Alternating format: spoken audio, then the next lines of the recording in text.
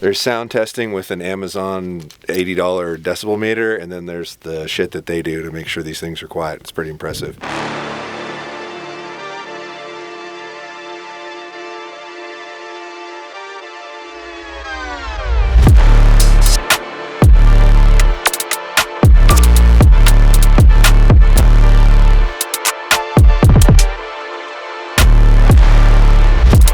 Well, the boys said they had this pretty epic sound room, and Jeff wasn't going to go anywhere without us checking it out.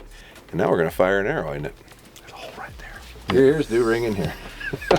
They ring all the time. You can just hear it in here. Yeah. Oh yeah. No, I don't hear sometimes ringing. it's a lot. I think I have tinnitus too, because every once in a while this. But That's why I have hearing aids, because I made bad decisions. is your sight set where it's supposed to be, Tom, or do I need to Let move me it? look at it. I'm gonna hope.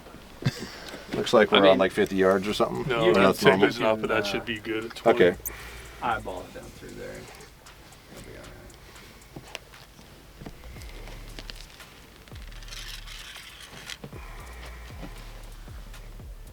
right. You're good. Yeah.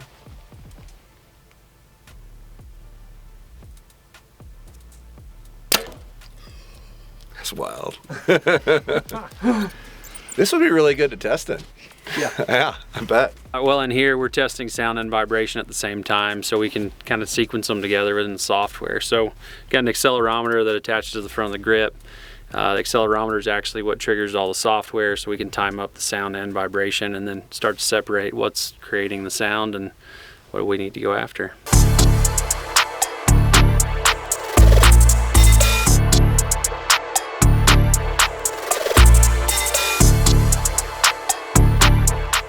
So, what was your first job here at Hoyt?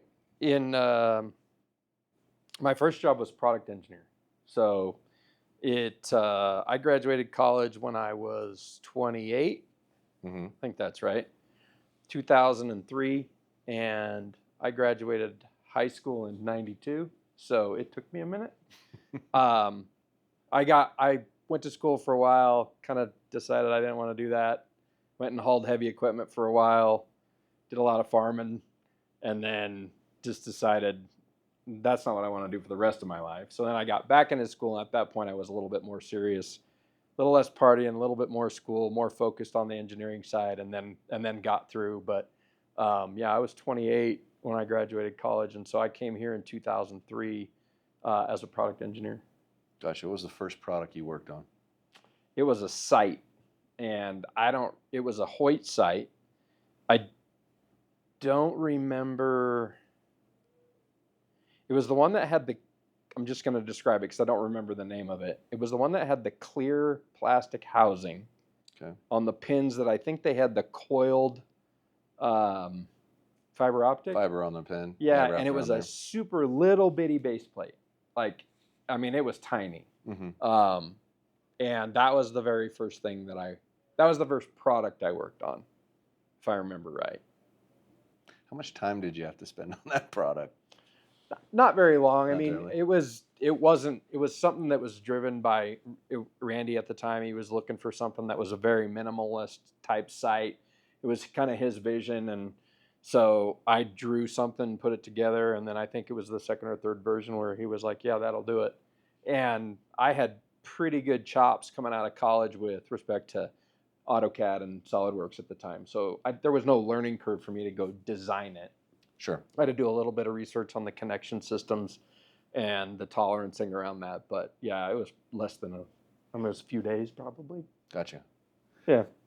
How long were you here before you got to start working on like bow design?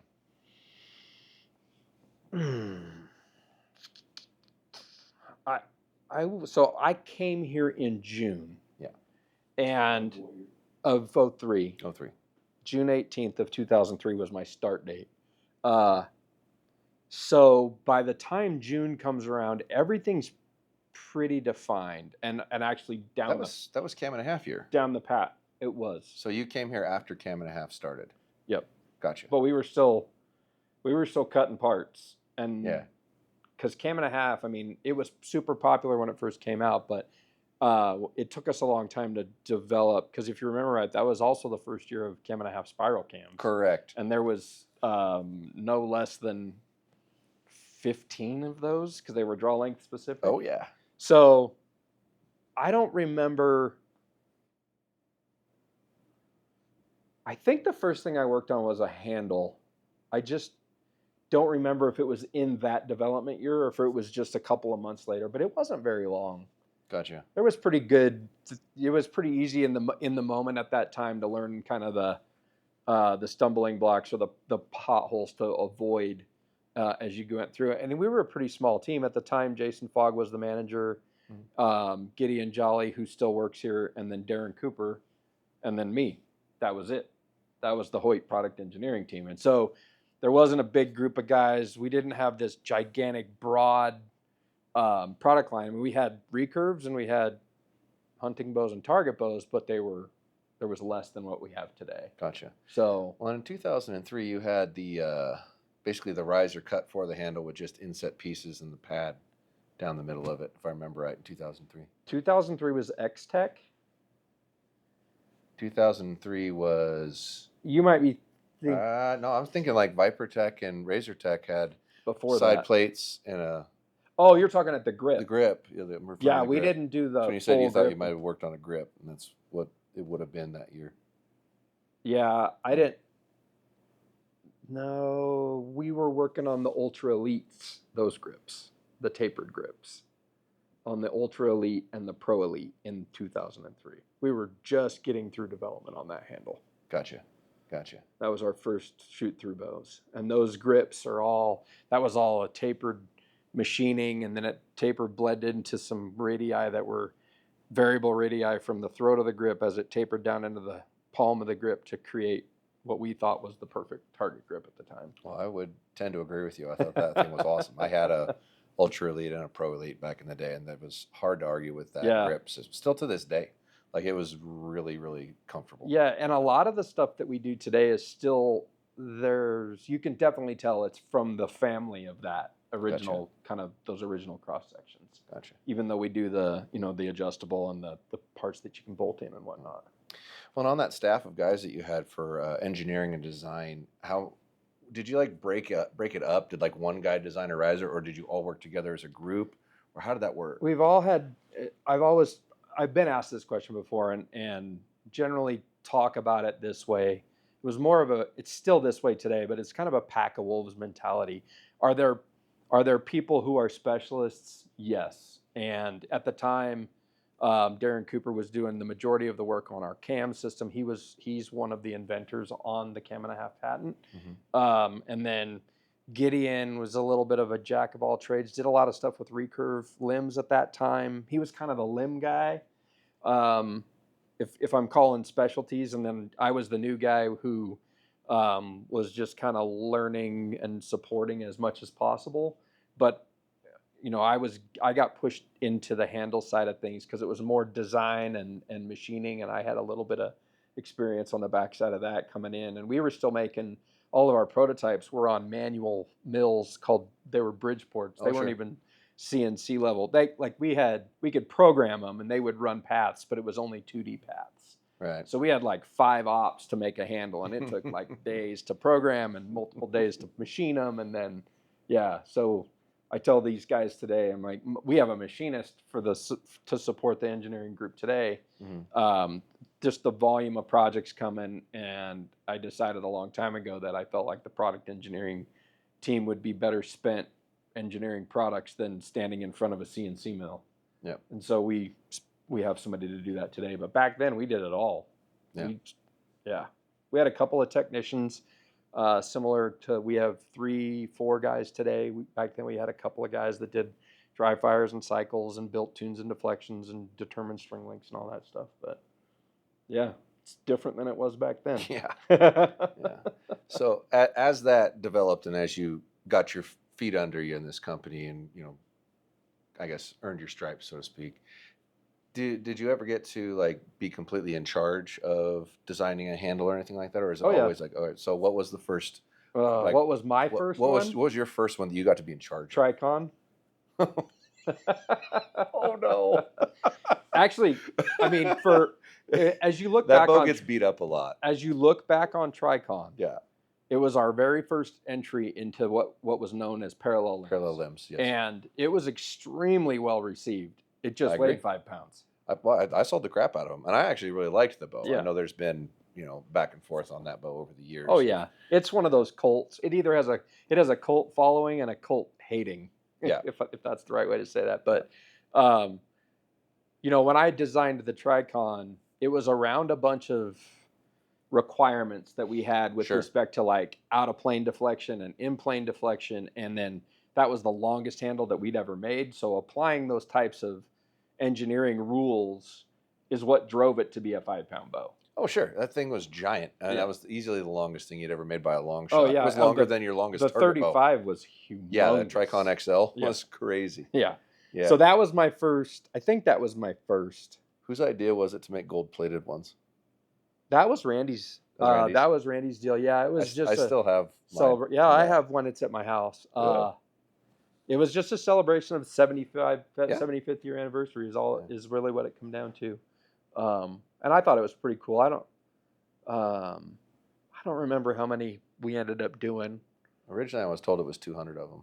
Yeah, that probably sounds right. Like the 100 were for sale, and then 100 went to the top 100 dealers or something like that. Yeah, something like that. And then I can't remember how the other got. I was just a lowly engineer at that time. They didn't ask me. Well, you just said you designed the riser. You think you'd get I did. I mean, that's kind of cool. To that. Yeah. I don't think that's lowly at that point. How heavily involved were you in the original carbon matrix? I mean, let's see. I think the first year was the carbon matrix came out in either 09 or 10. Sounds right. Yeah.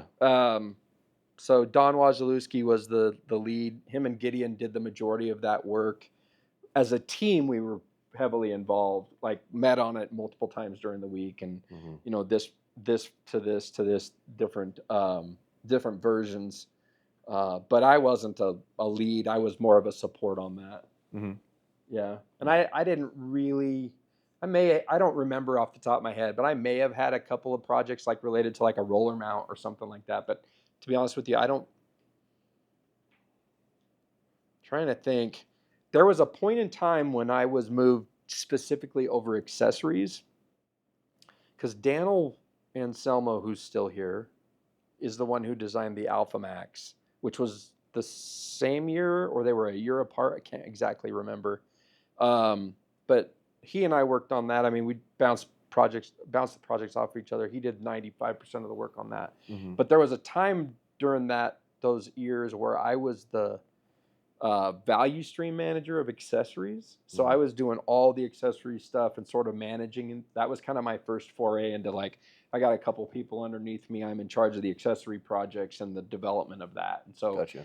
At that period in time, I was support and collaboration with those guys, but I didn't really have any projects on the carbon bows. Favorite hunt you've ever been on? So that bull that's behind us, 2023, I think. That's a Utah bull. And I had 16 points. No, I had 19 points. 19 elk points. Oh boy. And I could have drawn it sooner.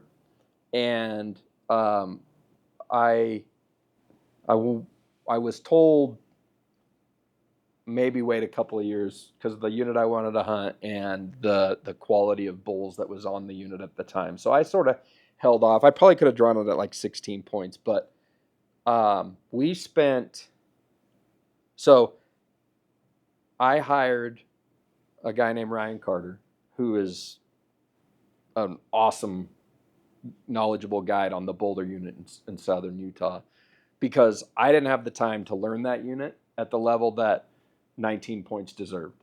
Sure. So Ryan and I hunted, I think, 16 days. I killed that bull on September 13th, and the hunt was going to close on the 17th, and it opened in August around like the 26th.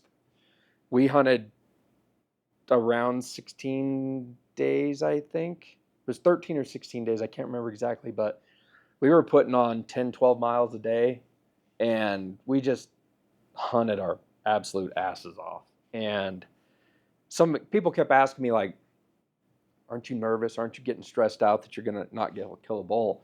And maybe early on I was worried about that. But at some point during the hunt, what I realized was, like, this is just this thing is just the journey. Like, I was like, the kill will certainly be the cherry on top. But if I don't kill a bull, I will absolutely be able to say I couldn't have done anything more.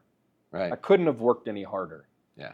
And I think when you get to that point on a hunt, you kind of go like, man, it's the journey or the experience. And then Ryan and I became really close friends, and he's a good friend of mine. I just went to lunch with him the other day, and I've actually been down there a couple of times just to help him pull cameras or even help him just out in the field with the guys. So that was pretty cool. The other one, I mean, Alaska Yukon moose with a couple of my closest friends.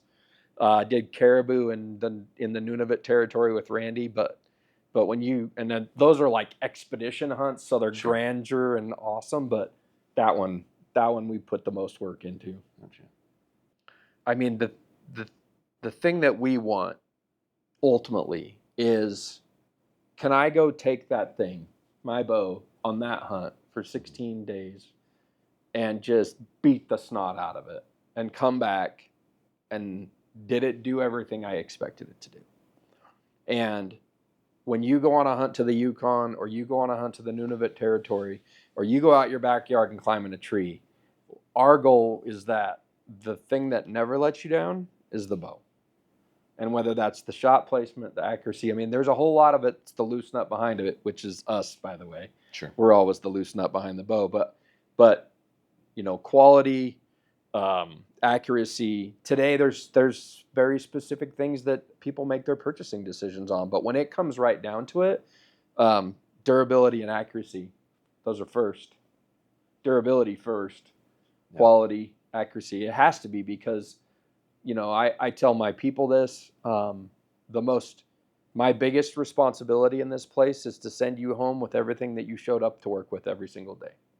That could be fingers, that could be tools. That's my point, right? So safety, durability, when it comes to somebody using our product, I have a responsibility. This company, our people, we all have a responsibility to give you a product that you can depend on to be durable and safe for you to shoot. Well, it definitely is the most durable thing. I tried really hard to break it. I really appreciated your comment of the Hoyt engineers are loving this. And when you said that, I answered you and I said, you are damn right we are.